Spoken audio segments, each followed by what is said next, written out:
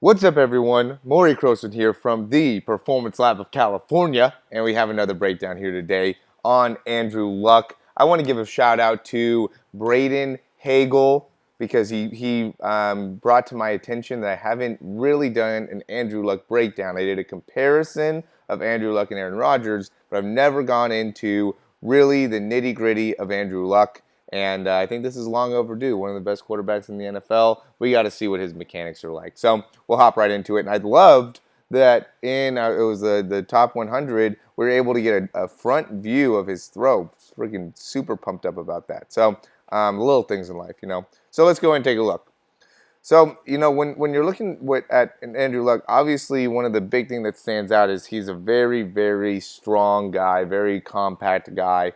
So it's all about how is he using his body and generating force within his body. And I would say the big thing that I was able to notice is that his front hip, he does a great job of being able to get onto that front hip and then creating rotation through that front hip. So as we go through here, we'll see how he's pushing off of that back leg there. And that's a big thing that I think people in general can do a lot better as a quarterback is being able to shift from their back leg onto their front leg and actually get all of their weight onto their front leg. And it's a big thing. It's either you got to push off of that back leg in order to get that really good shift from the back leg to the front leg, or you just use your momentum. I would say Andrew Luck doesn't do as good of a job pushing off of that back leg. He just uses his momentum because of his big frame to get going forward. Then as he's coming through, notice how he continues rotation all the way through that hip and how he completely gets all the way around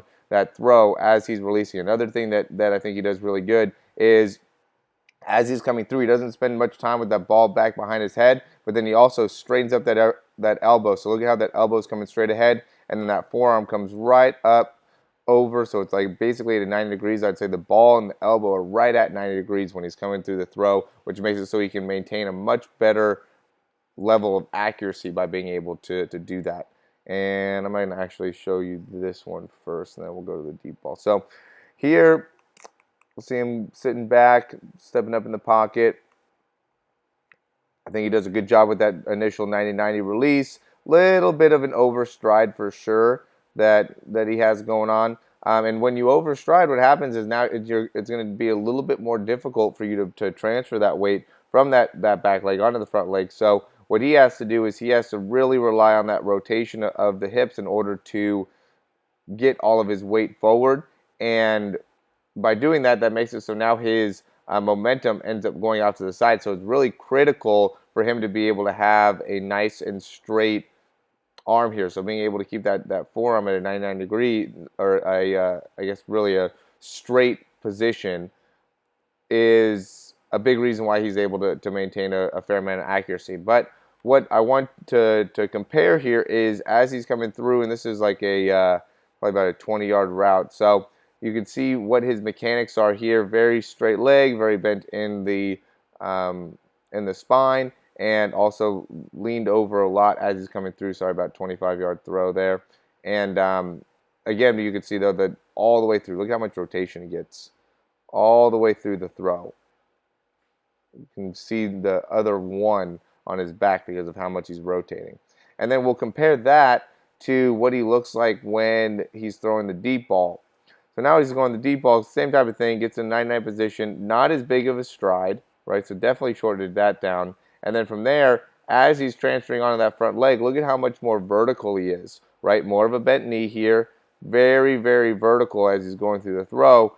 And from there, he still gets that rotation though, right? So he's not really relying on how his spine is moving forward or moving up, or what's going on there. He's relying a lot on how that front hip is rotating as he's generating force in the throw. And I think the reason he's able to do that again is just because of how big he is as a person, right? So he's able to transfer all that weight, and as long as he can continue that momentum and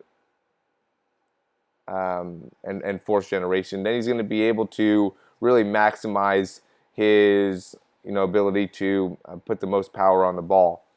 And then the key thing that really you got to have in general that I think is really important in terms of accuracy is being able to have that forearm that's pretty much straight up. There's a lot of guys that will have that forearm kind of off to the side, more like a 45-degree angle, and when you do that, you just put yourself at a much bigger risk for not being as accurate, and then also a much bigger risk for having things like elbow problems and really problems at the back of the shoulder as well. When you're throwing to the side, you have those two areas you're going to put a lot more stress on.